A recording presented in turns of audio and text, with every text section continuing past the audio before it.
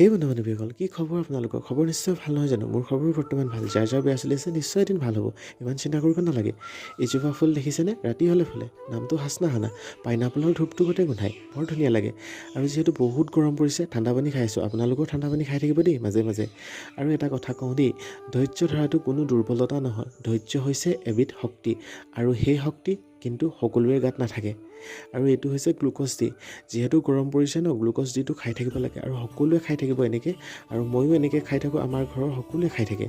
আৰু যিজোপা ফুল মই আপোনালোকৰ আগত দিনত দেখুৱাইছিলোঁ, সেই গছজোপা ফুলজোপা এতিয়া মই দেখুৱাম। এইজোপা দেখিছে ৰাতি ফুলি আছে। আৰু গছে উশাহ নিশাহ লয় সালোক সংশ্লেষণৰ দ্বাৰা ৰাতি। আৰু কাৰ্বন ডাই অক্সাইড গছে সেৱন কৰে আৰু অক্সিজেন আমালৈ এৰি দিয়ে। আৰু মানুহে অক্সিজেন গেছ সেৱন কৰে। আৰু ৰাতি হ'লে মা দেউতাই গোঁসাই ঘৰত সোমাই পাঠ পঢ়ে। ময়ো পঢ়িছিলোঁ, যিহেতু ভৰিত দুখ পালোঁ ন, দুখ পোৱাৰ পৰা ময়ো পাঠ পঢ়িব পৰা নাই। আৰু ভাল হ'লে পঢ়িম আৰু। এইফালে মা দেউতাই পাঠ পঢ়ি আছে, তাৰপিছতে লাহেকৈ আৰু ৰন্ধা বঢ়াত লাগিব। আৰু আজি ভিডিঅ'টো ইমানতে শেষ কৰিছোঁ। পুনৰ এটা মিনি ব্লগত সকলোকে লগ পাম বুলি আশা কৰিলোঁ।